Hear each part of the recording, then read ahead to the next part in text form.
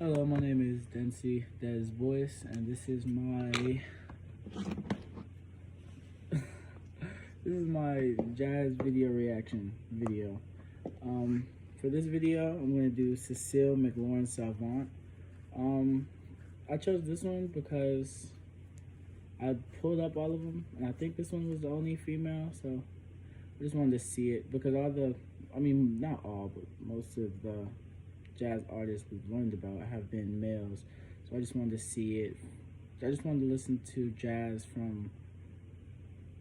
hear a different type of jazz, hear from a woman's perspective to see what ideas they come up with and how jazz has impacted them, really. I've never heard of her, so I'm about to watch it now, see what it's like. I did hear a snippet. I know she does sing with her jazz, because when we first started this class, I think like the very first day, I think one of the things I said was there's usually not dialogue in jazz. And we did the one project where we were each given a jazz musician, and I got Braxton Cook, and I really liked Braxton Cook, and he was another person that used dialogue. And I know you brought up the question about were his songs jazz, and you asked me why it was jazz, and I gave you my reasoning. So my perspective has changed on jazz and what it is and what it isn't, what it can and can't have. So I do want to see what she brings to the table, I guess.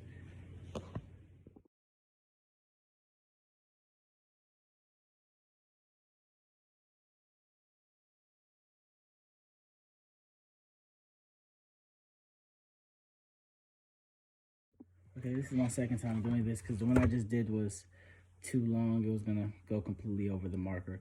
But I was saying that from listening to her, I got similarities to past artists that have been recommended to, Sarah Vaughan and Billie Holiday. I would say those people came to mind because of her powerful voice. She had a very powerful voice, and I think that powerful voice was aided by the piano. Excuse me. I would say that her and the pianist, it sounds as though they've definitely worked together before because of the chemistry.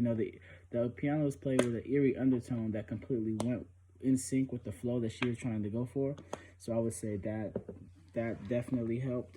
I noticed that, she had passion whenever she would sing. Like, whatever she was singing about, she definitely had passion while also trying to incorporate the crowd, like the facial expressions, because she knew she was performing in front of a crowd. But I would say, like, every note, every syllable that she said, she committed to what she was saying. There was no double meaning. It was like what she said she meant. I would say that from listening to this music, I would say that the general, like all the songs that she sang, they had a general topic, and that was really romance, love, heartbreak, along those lines, like really the cycle of love that leads to the heartbreak path. Like, you go in, you love them, there becomes like a mistrust factor, and then heartbreak. Like in the song she was saying, there's nothing I can do but cling on to you.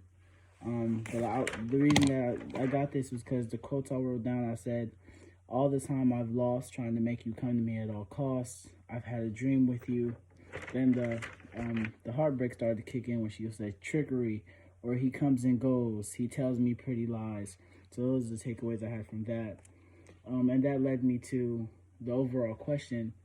Sometimes when you listen, like when I listen to Braxton Cook and when I listen to her, listening to different jazz songs with dialogue, it brings a question to mind. And this question was, how does music determine the view that we have of others?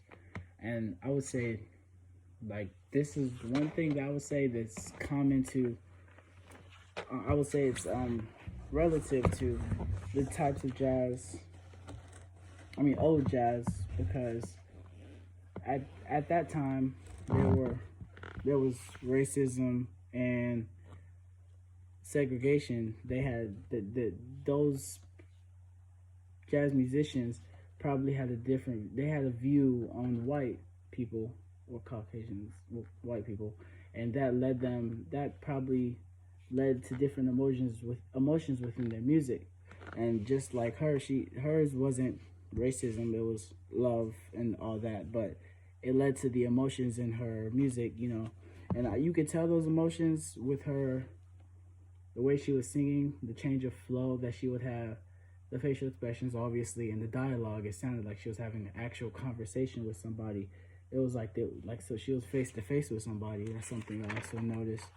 And I would say that you know, just based off other jazz that we have listened to, she was able to do a cappella, which I think just shows adversity because, a lot of jazz, there's music in the back. There's music, they're all music, but a lot of jazz where there is dialogue, there's music in the back, but she was able to show adversity when the piano was left because it shows that she can create her own flow, she can create her own sound, and she can hold those notes without those instruments being in the back.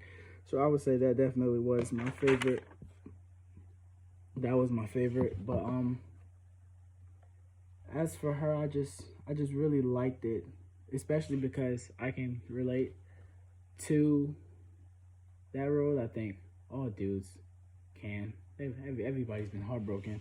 So I think that just her, the crowd she was trying to target, I think I'm somewhat in that crowd based off my past, and I think I was able to relate faster. I mean, easier.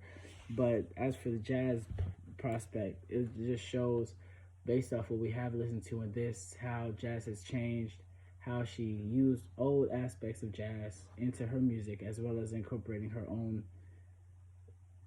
aspects into her music.